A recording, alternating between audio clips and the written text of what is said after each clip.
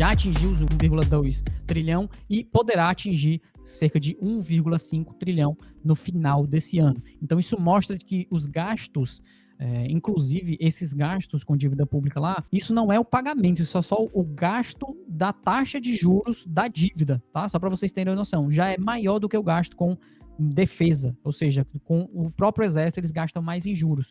Então, qual é um dos pontos principais que o Donald Trump e a sua administração precisa agora gerir justamente em relação a esse montante de dívida? É na parte de taxa de juros, tá? Então, ele precisa reduzir a taxa de juros justamente para evitar que fique um alto nível, um custo muito alto para manter essa dívida pública funcionando. Então, esse refinanciamento de dívida, para ser refinanciado de forma mais barata, eles precisam que a taxa de juros lá nos Estados Unidos, né, então, até esse gráfico aqui para vocês verem na parte da taxa de juros, eles precisam que essa taxa de juros faça isso daqui, né, que ela venha e caia ainda mais aqui, ela caia ainda mais aqui para baixo.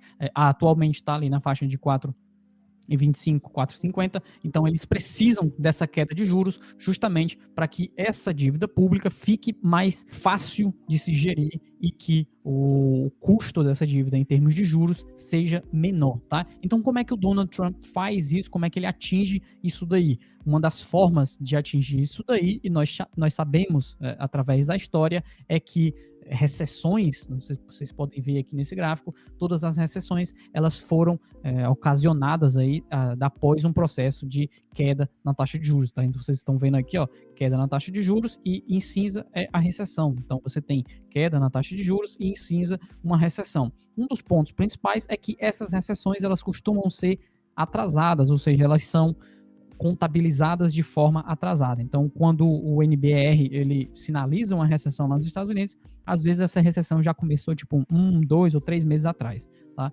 Então, ainda existe essa possibilidade, inclusive, vou já citar isso daí, eu estava falando com o Vinícius isso anteriormente, é que, inclusive, ainda existe a possibilidade de quando eles sinalizarem recessão, a gente já está dentro da recessão.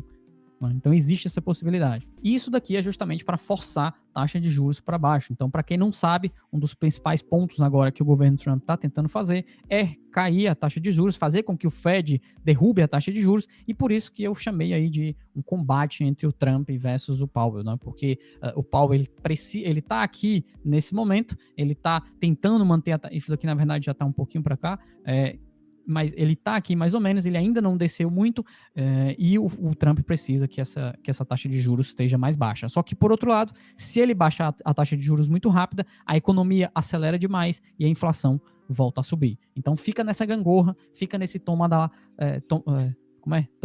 da cá, e acaba penalizando muito daquilo que é sentimento de mercado, aquilo que nós estamos vendo atualmente. Existem outros dados que eu quero mostrar aqui para vocês em relação na parte de trabalho também, mas só para reforçar que isso daqui é um ponto que nós trouxemos já, isso não é de hoje que nós estamos discutindo, inclusive o relatório que nós publicamos lá no Block Trends Pro já faz, eu acho que uns 2 meses, que o título era macro, era alguma coisa relacionada a macro toma o assento aí do motorista, né? Macro retorna aos holofotes, lembrei o nome do relatório.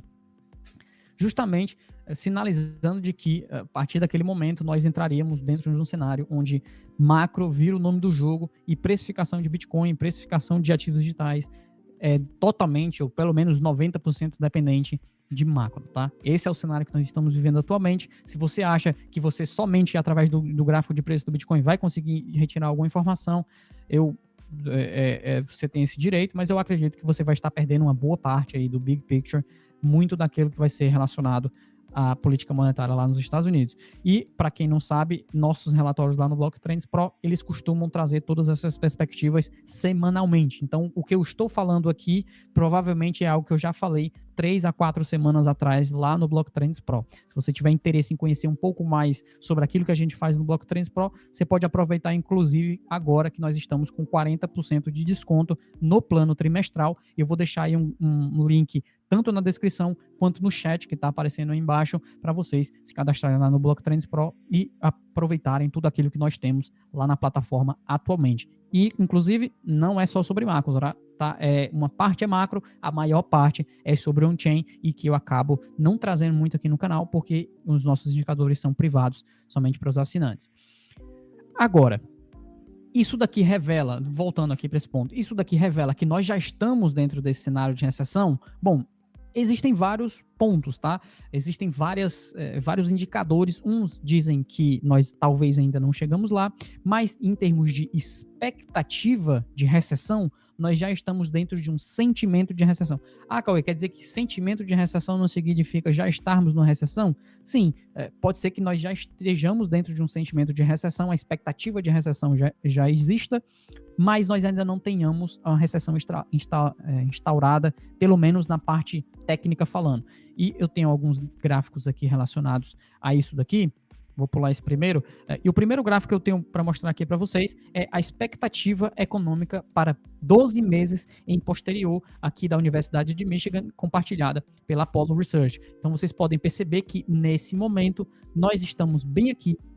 E esse mesmo patamar, ele só foi atingido em outras vezes que nós tivemos aí recessões, tá? Então vocês podem ver, deixa eu tirar essa linha aqui, vocês podem ver que todas as outras vezes que nós fizemos esse pico para cima foi justamente períodos de recessão. O que esse gráfico aqui está dizendo? Isso aqui é uma pesquisa montada pela Universidade de Michigan, onde eles sinalizam aí quantas pessoas, quantos indivíduos estão esperando uma taxa de desemprego maior nos próximos 12 meses.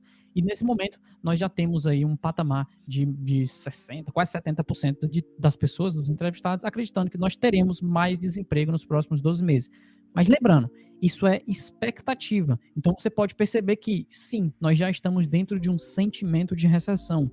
Só que não necessariamente esse sentimento de recessão vai se solidificar numa recessão propriamente dita no curto prazo. Por quê? Isso daqui são 12 meses de expectativa. Isso aqui pode se estender até março de 2026. Então, em algum momento desses 12 meses, isso pode acontecer. Outra coisa, outro gráfico, né? Vamos lá para mais um.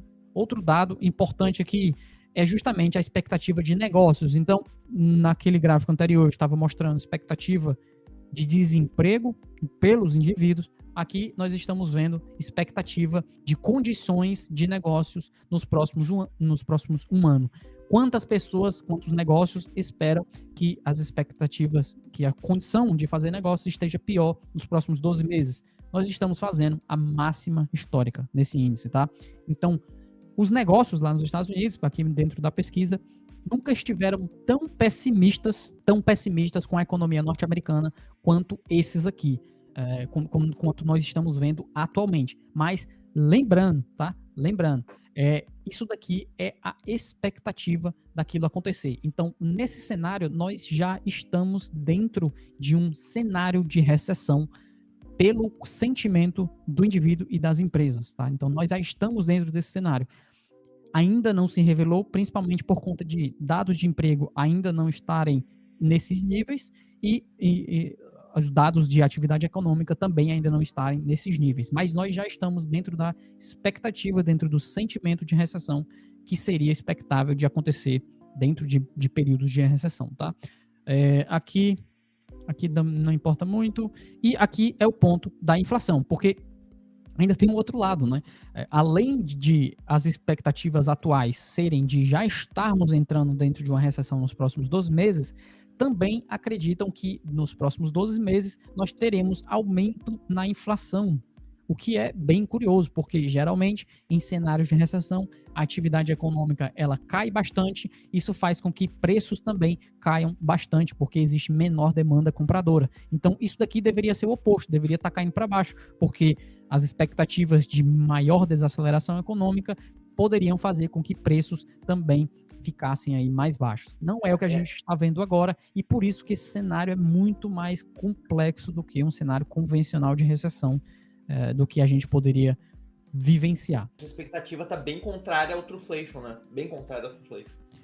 Esse é um ponto. Esse é outro ponto, que essa expectativa aqui, feita pela Universidade de Michigan, ela está bem diferente daquilo que é. Mas lembrando, isso daqui é uma média de aumento para os próximos 12 meses. Né? Então, o Truflation, ele é uma medida quase que em tempo real, que tem cerca de 45 dias de avanço frente ao CPI, que é utilizado ali pelo Federal Reserve e é uma medida oficial de inflação de preços lá nos Estados Unidos. Então, nós temos CPI em tempo real, nós temos Truflation em tempo real, nós temos CPI com um atraso de cerca de 45 dias, e essas expectativas de inflação seriam de um atraso de 12 meses. Né? Então, inclusive, vocês podem ver aqui, por exemplo, ó, se fôssemos olhar para trás, né? Então, se a gente for olhar para trás, se a expectativa é de 12 meses no futuro, o que estava 12 meses anterior? 12 meses anterior, que era em janeiro de 2024, ela estava mais ou menos aqui, e depois ela fez essa pernada aqui para baixo, ó, nos meses seguintes. Não sei se vocês conseguem ver daí. Em janeiro de 2024, ela estava mais ou menos aqui, e depois, nos meses seguintes, ela desceu bastante, e isso aqui acabou, em conjunto, da expectativa de 12 meses estar para baixo. Agora, a expectativa de 12 meses do futuro deu essa pernada novamente, e nós poderemos ver um cenário misto, onde nós temos desaceleração econômica e inflação ainda alta, caso essas expectativas se concretizem, mas isso não é agora, tá? Isso é nos próximos 12 meses, em algum momento dos próximos 12 meses.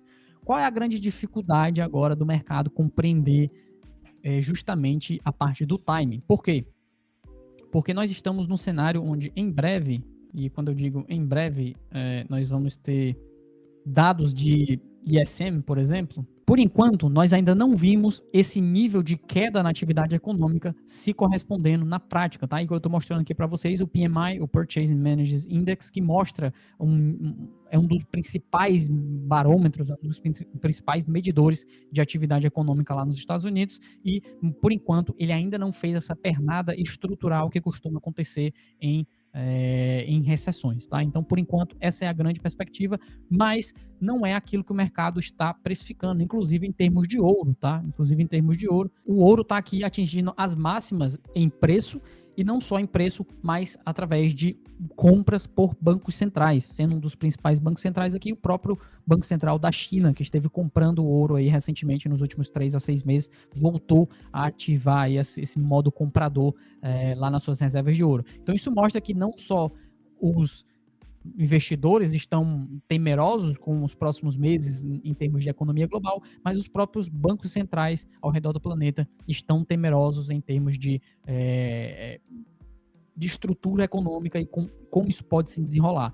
Muitos deles já se posicionando em posições aqui de proteção, né? O ouro ainda é visto bastante como um método de proteção dentro do mercado internacional, e é por conta disso que nós estamos vendo o preço do Bitcoin, preço do ouro decolando, e enquanto o preço do Bitcoin ainda está dentro dessa estrutura aqui que eu mostrei nessa imagem, né? Ainda está com essa estrutura de baixa, pelo menos ali desde o final de janeiro, não conseguiu ainda recuperar desde a sua máxima histórica. Se você quiser aprender mais sobre esse tipo de conteúdo, entender mais como o Bitcoin funciona no seu mercado spot, mercado futuro, como é que a negociação de Bitcoin funciona de modo mais técnico, você pode conhecer os nossos cursos, os nossos materiais educacionais lá no Block Trends Pro. Lá tem bastante conteúdo e bastante material para você entender mais especificidades do mercado do Bitcoin e de ativos digitais, além de, obviamente, ter diversos conteúdos sobre investimento, trade e análise de mercado, tá?